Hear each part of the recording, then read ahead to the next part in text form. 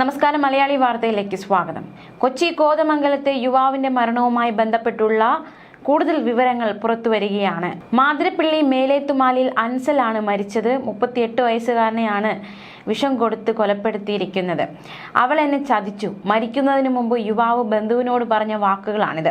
അതായത് അസ്വസ്ഥതകൾ ഉണ്ടാകുന്നു, ആശുപത്രിയിലേക്ക് കൊണ്ടുപോകുന്നു. ആംബുലൻസിൽ വെച്ച് യുവാവ് പറയുകയാണ് തൻ്റെ പെൺ സുഹൃത്ത് തനിക്ക് എന്തോ കലക്കി തന്നിട്ടുണ്ട്, അപ്പോൾ അവൾ എന്നെ ചതിച്ചു എന്ന രീതിയിലാണ് മരണമൊഴി നൽകിയിരിക്കുന്നത്.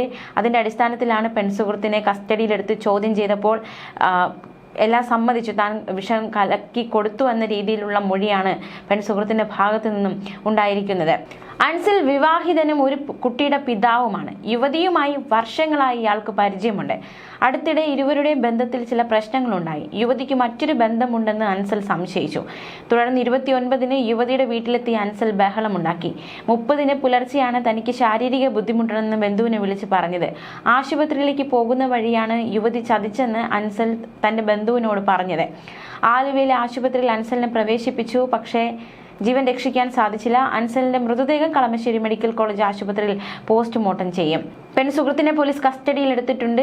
വിഷം കൊടുത്ത് കൊലപ്പെടുത്തി എന്ന് തന്നെയാണ് ബന്ധുക്കളും പറയുന്നത്. കാരണം അൻസൽ അത്തരത്തിലുള്ള മൊഴിയാണ് നൽകിയിരിക്കുന്നത്. അന്വേഷണം പുരോഗമിക്കുകയാണ്. വ്യാഴാഴ്ച രാത്രി 8:30-ഓടെയാണ് മരണം സംഭവിച്ചത്. കൊച്ചിയിലെ സ്വകാര്യ ആശുപത്രിയിൽ ചികിത്സയിൽ കഴിയുമ്പോഴായിരുന്നു മരണം. അൻസലിന്റെ ബന്ധുവിന്റെ പരാതി, ആ പരാതിയുടെ അടിസ്ഥാനത്തിൽ 30-കാരിയായ പെൺ സുഹൃത്ത് ഇപ്പോൾ കോതമംഗലം പോലീസിന്റെ കസ്റ്റഡിയിലാണ് ആയിരിക്കുന്നത്. അൻസലിന്റെ ബന്ധുക്കളുടെ സുഹൃത്തുക്കളുടെ മൊഴിയുടെ അടിസ്ഥാനത്തിലാണ് പെൺ സുഹൃത്തിനെ പോലീസ് വിളിച്ചു വരുത്തി ചോദ്യം ചെയ്തത്. യുവതി ഇക്കാര്യം സമ്മതിച്ചിട്ടുമുണ്ട്. എന്തായാലും ചേലാട് സ്വദേശിയാണ് അൻസലിന്റെ പെൺ സുഹൃത്ത്. ചേലാട്ടെ ഒരു കടയിൽ നിന്നാണ് കീടനാശിനി വാങ്ങിയതെന്നതടക്കമുള്ള നിർണായക വിവരങ്ങൾ കൂടി ഈ മണിക്കൂറിൽ പുറത്തു വരുന്നുണ്ട്. ഇതിന്റെ കുപ്പിയും കണ്ടെടുത്തിട്ടുണ്ട് എന്ന് പോലീസ് വ്യക്തമാക്കി. അതായത് കീടനാശിനി വാങ്ങിയെന്നത് പോലീസ് കണ്ടെത്തിയിട്ടുണ്ട്. എന്തായാലും നിർണായകമായൊരു സംഭവമായി മാറിയിരിക്കുകയാണ്. 29-ാം തീയതിയാണ് അൻസൽ പെൺ സുഹൃത്തിന്റെ വീട്ടിലെത്തുന്നത്. പിറ്റേ ദിവസം തന്നെ 30-ാം തീയതി പുലർച്ചെ 4:30-യോടെയാണ് തന്റെ ഉള്ളിൽ വിഷം ചെന്നു എന്ന കാര്യം അൻസൽ തിരിച്ചറിയുന്നത്. തുടർന്ന് ബന്ധുക്കളെ വിളിച്ചു വരുത്തി ആശുപത്രിയിലേക്ക് പോവുകയായിരുന്നു.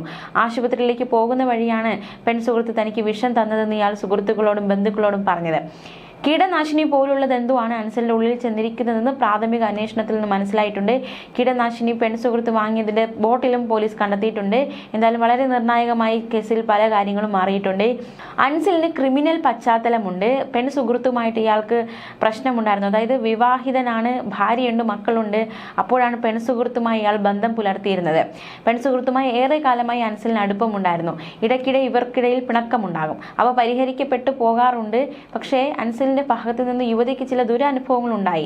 തുടർന്നാണ് ഇയാളെ കരുതിക്കൂട്ടി വിളിച്ചു വരുത്തി വിഷം കലർത്തി നൽകിയതെന്നാണ് തുടക്കത്തിൽ നമുക്ക് പ്രാഥമികമായി കിട്ടുന്ന സൂചന. ഈ വിഷയത്തിൽ ഒരു വ്യക്തതയൊക്കെ വരേണ്ടതായിട്ടുണ്ട്. എന്തായാലും മണിക്കൂറുകൾക്കകം തന്നെ പോലീസ് വിവരങ്ങൾ കണ്ടെത്തി എല്ലാ കാര്യങ്ങളും വിവരിക്കും. അൻസലിന്റെ മൃതദേഹം കളമശ്ശേരി മെഡിക്കൽ കോളേജിൽ പോസ്റ്റ്മോർട്ടം ചെയ്യും. വധശ്രമത്തിനാണ് ആദ്യം പെൺകുട്ടിക്കെതിരെ കേസെടുത്തത്. അൻസൽ മരിച്ചതിന് പിന്നാലെ അതൊരു കൊലപാതക കുറ്റമാക്കാനാണ് പോലീസിന്റെ ഇപ്പോഴത്തെ ശ്രമം. യുവതി പോലീസ് കസ്റ്റഡിയിലാണ്.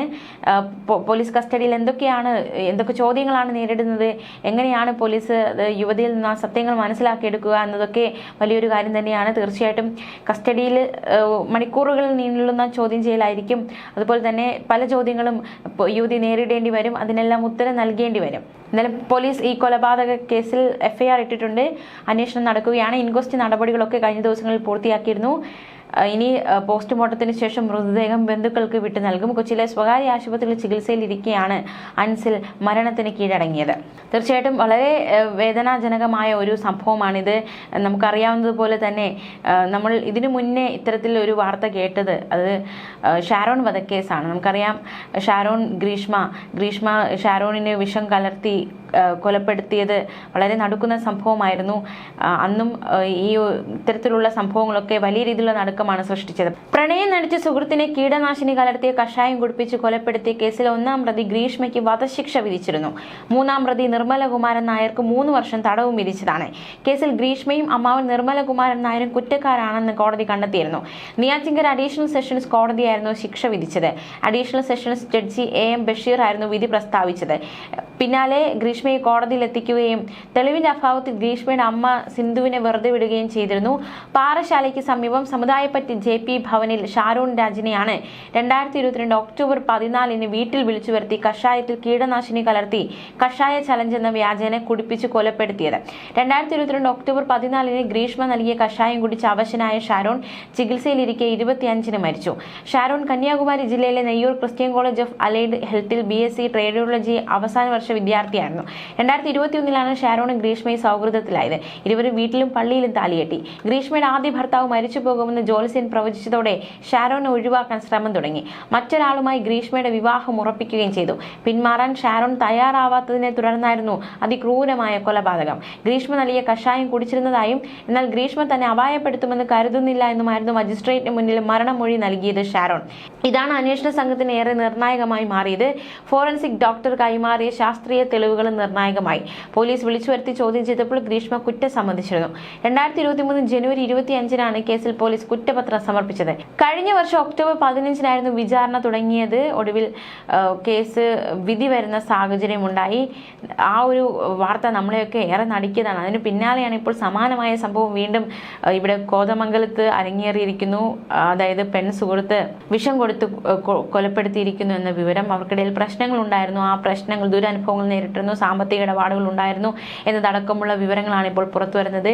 അതിന്റെ പ്രതികാരത്തിലായിരിക്കാം ഇത്തരത്തിൽ കീടനാശിനി കലക്കി കൊടുത്തത് എന്നാണ് മനസ്സിലാക്കാൻ സാധിക്കുന്നത്. എന്തായാലും ഏറ്റവും നിർണായകമായത് ആംബുലൻസിൽ വെച്ച് അൻസിൽ നൽകിയ മൊഴിയാണ്. ബന്ധുവിനോട് തനിക്കെന്തോ കലക്കി നൽകിയിട്ടുണ്ട് എന്ന് അൻസിൽ പറഞ്ഞതാണ് ഈ വിഷയത്തിൽ, ഈ ഒരു കേസിൽ ഏറ്റവും നിർണായകമായി മാറിയത്. എന്തായാലും വരും മണിക്കൂറിൽ കേസുമായി ബന്ധപ്പെട്ടുള്ള കൂടുതൽ വിവരങ്ങൾ മനസ്സിലാക്കാൻ സാധിക്കുമെന്ന് തന്നെയാണ് കരുതുന്നത്. അന്വേഷണം പുരോഗമിക്കുകയാണ്. പെൺസുഹൃത്ത് കസ്റ്റഡിയിലാണ്, ചോദ്യം ചെയ്യുന്നുണ്ട്. നിർണായകമായ പല വിവരങ്ങളും പെൺസുഹൃത്തിൽ നിന്നും പുറത്തു വരേണ്ടതായിട്ടുണ്ട്. അത് ഈ മണിക്കൂറുകളൊക്കെ ആ ചോദ്യം ചെയ്യലിലൂടെ വരുന്ന വിവരങ്ങളൊക്കെ പുറത്തു വരുന്നുണ്ട്.